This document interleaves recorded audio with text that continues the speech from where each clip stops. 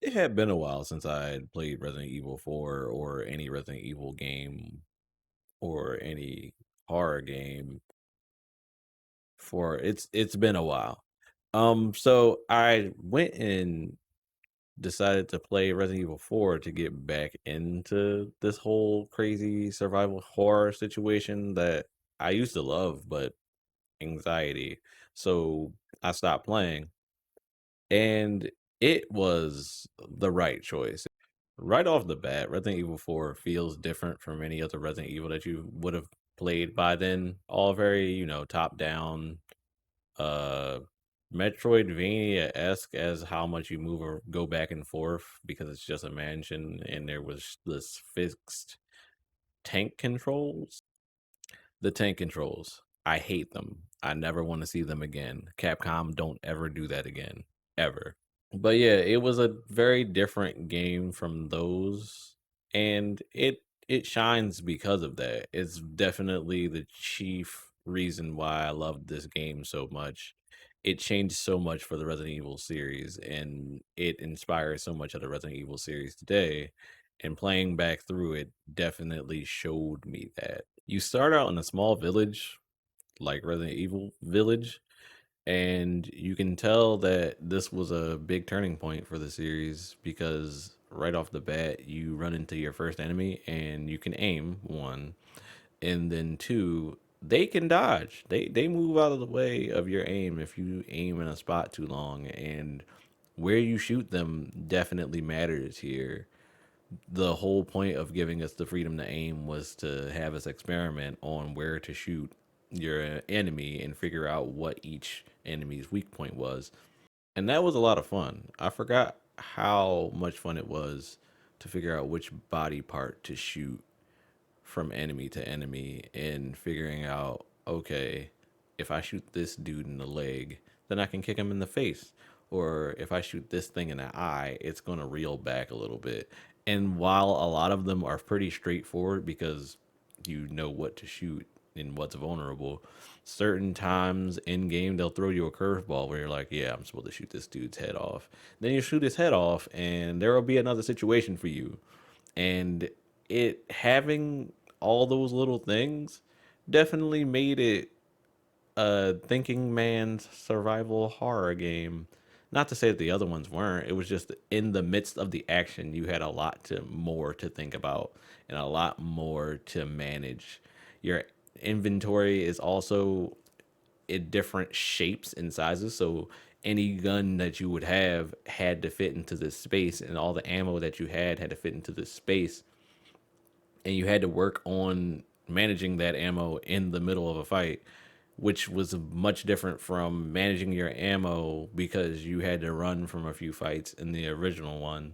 These fights you can't run away from. This game's very linear, so every time you would get into a fight, it was usually because you had to deal with this until you could move on to the next spot.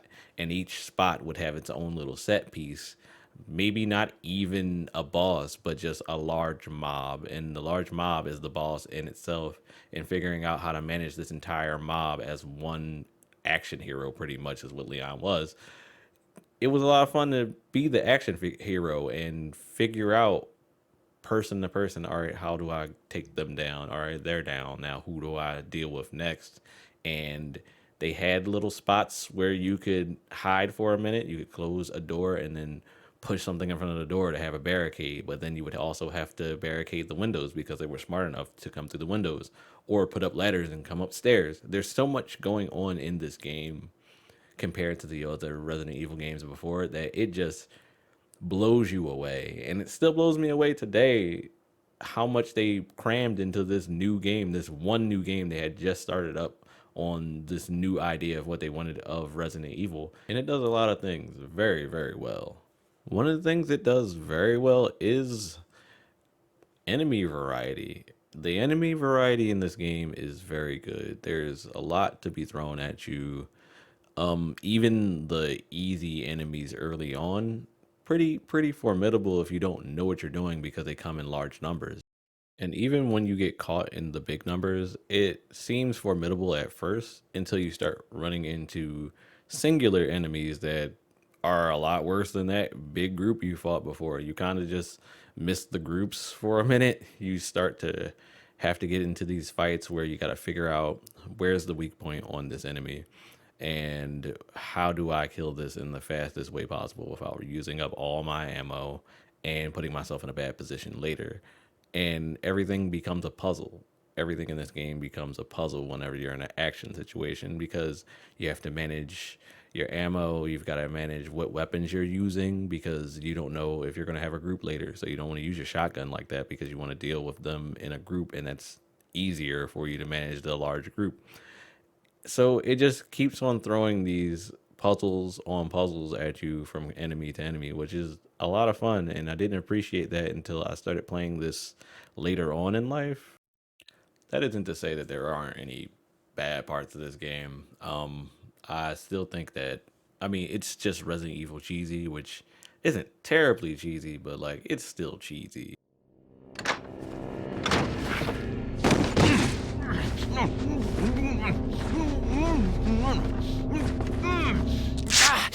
Ah, little rough, don't you think? It's got its own charm, but like it wears thin. But it's still the story is it's a story. It's a story. It'll get you through. But it's got to do with viruses. It's got to do with secret organizations, and it's got to do with world domination. It's a Resident Evil game. But outside of that, the whole game, its gameplay, anything that you could think of wanting to get out of this game outside of its story, and no one's really playing Resident Evil 4 its story. I mean, there's some lore there, but you're really playing it to be scared or to have some action. And this has got both of those things in spades. So I can't recommend this game enough. I can't ask anyone to. I wouldn't ask anyone not to play this game. There, unless you got heart problems, maybe don't play this game. But I love it, and I would hope that other people try it because I feel like they would love it too, and it might end up being your favorite Resident Evil. So give it a try and let me know what you think in the comments because I want other people to love Resident Evil. You should love Resident Evil 4. Go play it. Go play it now. What are you doing? Go play it now. Thank you to everyone that's watched the video. This is my first one, and I am hella nervous doing this, but I enjoyed it a lot. So I hope you guys enjoyed it too. And if you did, if you didn't, again, comments, let me know.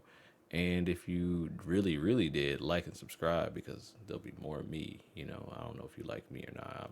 I'm a pretty okay guy, but there will be more of me here doing things that have to do with nerd stuff, video games, anime, all that, you know. And I'll catch you again later. See you guys.